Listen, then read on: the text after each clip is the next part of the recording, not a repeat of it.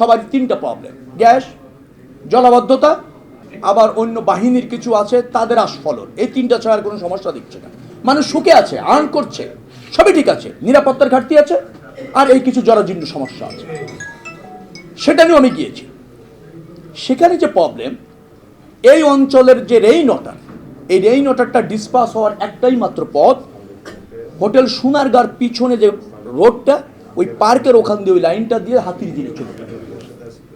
ওরা যখন পরিকল্পনা করে, হাতিরঝিল কর্তৃপক্ষ বাস্তবায়ন করেছিল সেনাবাহিনী, সেখানে ওরা ওই ওয়াটার যাওয়ার জন্য যে ওয়াটার ধারণ করা আইডিয়া করেছিল, ওয়াটার তার চেয়ে রেইন ওয়াটার বেশি হচ্ছে, যার ফলে ওখানে লাইনটা ক্লিয়ার না এবং সাফিসিয়েন্ট ওয়াটার যেতে পারে না, যেতে সময় লাগে।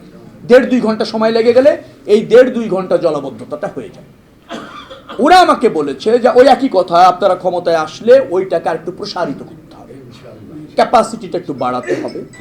তারপর 2-1টা জায়গায় আছে যেখানে রেইন ওয়াটার যাওয়ার জায়গাই নাই, সেখানে আর কয়েকটা পাইপলাইন যদি আমাদের যে সমস্ত জায়গাগুলি ভেঙে গিয়েছে, ভরাট হয়ে গেছে, এটা রিপ্লেসমেন্ট করলেই সমস্যার সমাধান হবে। আমি একথা বলার কারণ হচ্ছে, আপনাদের সমস্যা আমার সমস্যা, আমি এটা চিহ্নিত করেছি, সমাধানের উপায় বের করেছি, কিন্তু সমাধান করার জন্য যে কর্তৃপক্ষ দরকার রাষ্ট্রে, সেটা এই মুহূর্তে নেই। আগামীতে আপনাদের সহায়তায় আসলে করে দেবেন ইনশাআল্লাহ।